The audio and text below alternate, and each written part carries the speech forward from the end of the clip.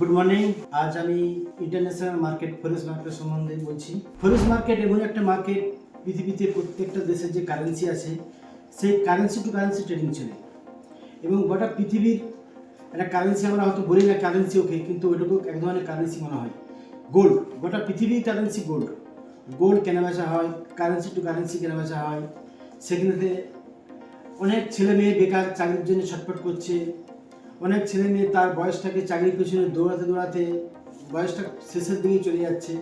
আমি বলবো প্রত্যেকেরই আন্তর্জাতিক বাজারে শেয়ার ট্রেডিং শেখা উচিত। তাই সময় নষ্ট না করে প্রত্যেকটা ছেলে মেয়ের উচিত শেয়ার ট্রেডিং শেখা। এবং শেয়ার ট্রেডিং এটা তো পৃথিবী না ধ্বংস হলে কখনই ধ্বংস হবে না। এ তো আর কোনো নেটওয়ার্ক, কোনো চিট ফান্ড, কোনো চিটিংবাজি বিজনেস তো নয়। এটা গোটা গ্লোবালি বিজনেস, যেখানেতে পৃথিবীর যে দেশ আছে, দেশের যে কারেন্সি আছে, কারেন্সি টু কারেন্সি ট্রেডিং চলছে। কমোডিটি যেমন gold, silver, crude oil, natural gas, এই সমস্ত স্ক্রিপ্টের উপর ট্রেডিং চলছে। এগুলোর চরিত্র বুঝতে হবে, এগুলোকে শিখতে হবে, কোন টাইমে বাই করব, কোন টাইমে সেল করব। তার থেকে বড় জিনিস ট্রেডিং শেখার পর তাকে ঠিক করতে হবে কোন সেশনে সে ট্রেড করব। আমি লন্ডন সেশনে করব, কি সিডনি সেশনে করব, কি নিউ ইয়র্ক সেশনে করব, এগুলো একটা চয়েস করতে হবে। আর একটা সিস্টেম এখানে আছে যে যদি কারো পয়সা থাকে বেশি, একটা সিস্টেম আসতে পারা যায়। সেটা হচ্ছে আগে দেখতে হবে, নিজেকে চয়েস করতে হবে আমি ট্রেডিং শেখার পর আমি ইনভেস্টার না আমি ট্রেডার। ইনভেস্টার হলে ভালো রেপুটেড শেয়ার নিচে যখন নামবে, কোনো একটা সময় নিচে নামে, তখন তাকে হোল্ড করে রেখে দেওয়া 2 মাস 4 মাস, কেউ আবার শর্ট হোল্ড করতে পারে 1 সপ্তাহ 2 সপ্তাহ 1 মাস 2 মাসের জন্য, কেউ একটু লং হোল্ড করতে পারে। আর ট্রেডিং তো প্রতিদিনই কেনাবেচা চলছে, যেটা ইন্টারডে বলা হয়। ইন্টারডেতে আমরা চাইলে প্রতিদিন যে কোনো স্ক্রিপ্টে ইন্ডেক্সের উপর আছে 365 দিন ট্রেডিং চলে, যেমন ক্রিপ্টোকারেন্সি প্রতিদিন ট্রেডিং চলে। সেখানেতে সুন্দরভাবে গ্রাফ চার্ট ফলো করে শিখে সেখানে বাই সেল করে ইনকাম করতে পারবে।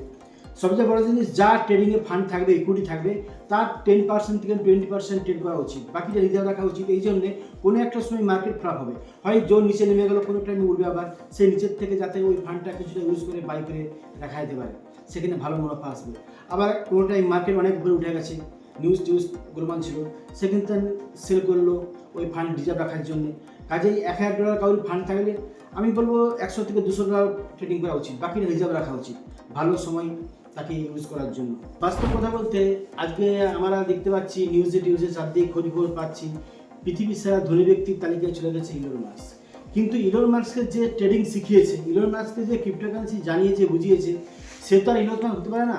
কাজে আমি এই ট্রেডিং সেক্টর ট্রেডিং শেখাচ্ছি, আমিও কখনো লস করেছিলাম, এখন হয়তো লসটা খুব কম করছি, লাভের পজিশনটা বেশি আছে। তো আমি বলবো আমি যাকে ট্রেডিং শিখাবো সে হয়তো দেখা গেলো ইলন মাস্কের তো বেশি ইনকাম করতে পারে। তার কারণ হচ্ছে এখানে কার কত ব্রেন সেট আপে নিতে পারবে সেটা তার উপর ডিপেন্ড করছে।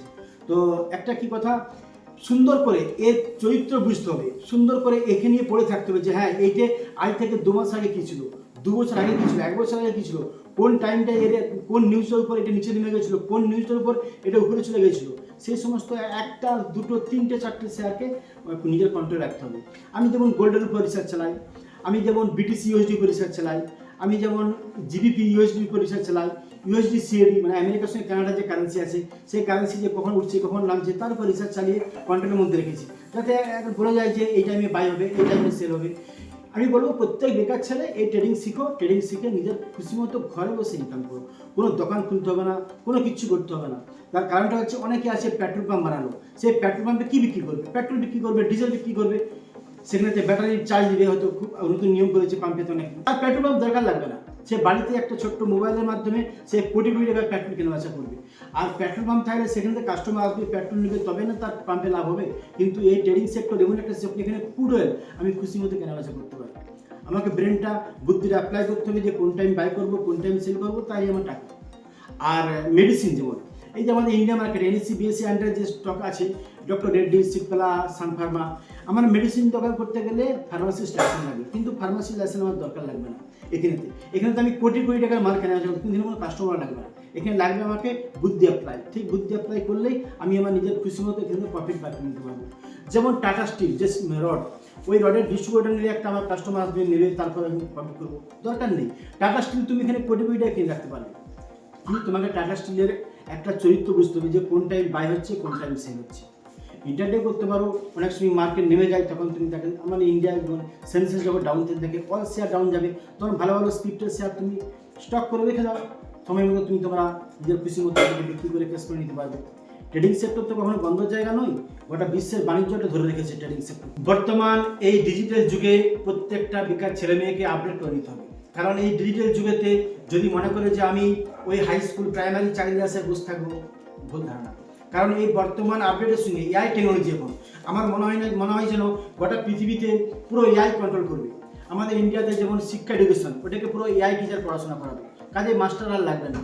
একটা ভালো ছেলে সেই মাত্র ক্লাসরুমে ঢুকতে পারবে, কারণ সেই ছেলে যদি পড়াশোনা করে থাকে, স্কুলের রুমের মধ্যে যাবে, এআই তাকে তার এক্সাম নিয়ে নেবে যে সে ব্রেন কতটা সেট আপ করেছে, পড়াশোনা কতটা প্রিপারেশন নিয়েছে, তবে তাকে ক্লাসরুমের মধ্যে এন্ট্রি করবে। এটাই বলবো, ট্রেডিং শিখো এবং ট্রেডিং শিখে ট্রেডিং করে অল্প করে হলেও ইনকাম করো।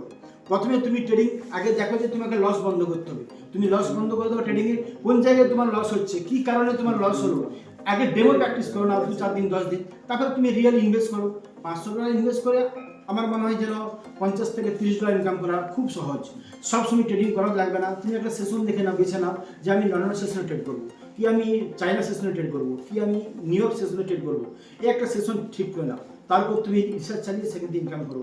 তো বেকার ছেলেমেয়েরা দিনের পর দিন যে হারে টাকা পয়সার জন্য আফসোস করছো, আমার মনে হয় আফসোসটা তোমাদের পুরো কেটে যাবে। তোমরা ট্রেডিং শিখো, ঘরে বসে ইনকাম করো, কোথাও যা লাগবে না, ঠান্ডা মস্তিষ্কে ট্রেডিং শিখো। ট্রেডিং কোর্স শিখতে চান, ট্রেডিং কোর্স করতে চান, তাহলে ওয়েবসাইটে যে ক্লিক করে ওখানে সিস্টেম দেওয়া আছে, ওখানে যে কোর্স চয়েস করতে পারো।